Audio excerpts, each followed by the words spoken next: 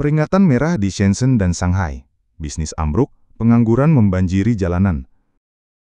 Bukan hanya perusahaan asing, kini bahkan kota-kota terkaya di China mulai ambruk. Shenzhen, yang dulunya Silicon Valley Asia, sedang hancur. Dari Januari hingga Mei, pertumbuhan industri turun menjadi 3,5%, dengan 40% perusahaan merugi. Investasi aset tetap turun 9,2%. Investasi swasta 11,8%. Ekspor 8,6% dan ekspor ke AS anjlok 12,5%. Angkutan barang anjlok. Gaji dipotong. Jalanan dibanjiri pengangguran. Ekonomi real China sedang ambruk. Volume angkutan barang terkait ekspor anjlok tajam. Angkutan kereta api, salah satu komponen inti dari indeks Li Keqiang, indikator ekonomi real China yang lebih dipercaya daripada PDB resmi Partai Komunis, anjlok 18,9%. Ini bukan perlambatan. Ini adalah kejatuhan bebas. Saat ekonomi ambruk, orang-orang menderita. Seorang guru di Luoyang hanya menerima sepertiga dari gajinya di bulan Mei. Bahkan perusahaan teknologi dan perusahaan milik negara menunggak gaji. Beberapa memaksa pengunduran diri untuk memotong biaya. Di Nanchang, menara perkantoran kosong. Diubah menjadi ruang kerja bersama. Pusat perbelanjaan kini menjadi pasar sayur. Tapi pemandangan yang paling memilukan adalah di jalanan. Blogger 9996 Rainmaker melaporkan bahwa terminal bus Longhua, alun-alun dan taman di dekatnya dipenuhi pengangguran yang tidur di jalanan. Di jantung CBD Futian, di bawah jembatan, di samping pintu masuk kereta bawah tanah dan di belakang gedung perkantoran, orang-orang terbaring di atas kardus yang diratakan. Programmer pengangguran, pekerja konstruksi yang di-PHK, dan pengantar makanan yang kelelahan. Semuanya tunawisma.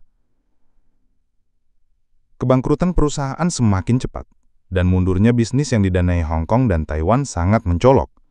Pada 18 Agustus 2023, sebuah perusahaan peralatan rumah tangga yang didanai Hong Kong berusia 38 tahun di Shenzhen mengumumkan penutupannya. Sebuah laporan dari Center for Strategic and International Studies, CSIS, September lalu memperingatkan bahwa lebih dari 57% bisnis Taiwan berencana atau sudah bersiap untuk keluar dari China. Shanghai dalam kesulitan, jalanan kosong, bisnis mati dan kelas menengah di ambang batas. Badai juga telah melanda Shanghai. Meskipun pertumbuhan PDB resmi Q1 sebesar 5,1%, penduduk biasa merasa kota ini merosot. Blogger Acong yang telah menjalankan toko mie di Shanghai selama bertahun-tahun mengatakan bisnis tidak pernah seburuk ini.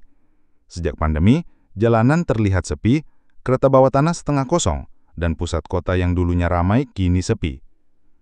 Gedung-gedung perkantoran berdiri dengan tingkat kekosongan yang meningkat. Menara hantu di kota metropolitan yang kosong. Data dari tahun 2024 menunjukkan bahwa jumlah penduduk asing jangka panjang di Shanghai telah turun di bawah 10 juta. Kerugian 230.000 dibandingkan tahun sebelumnya. Pasar sewa mengalami penurunan dengan tingkat kekosongan apartemen yang meningkat pesat. Tapi yang lebih menakutkan adalah runtuhnya kelas menengah Shanghai.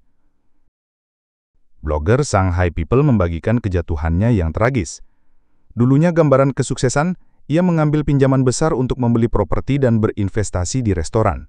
Kemudian restorannya bangkrut, pembayaran hipotek menumpuk, dan ia terpaksa berhutang dengan bunga tinggi. Sekarang, ia berada di ambang kehancuran finansial.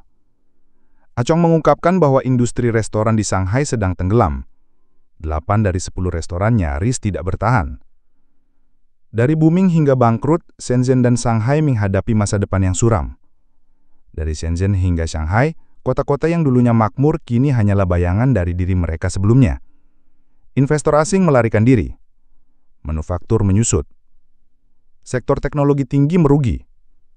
Jalanan yang dulunya ramai kini kosong secara mengerikan. Apakah ini hanya kemunduran jangka pendek? Atau apakah kota-kota unggulan China berputar-putar menuju kemerosotan jangka panjang? Apakah zaman keemasan telah berakhir?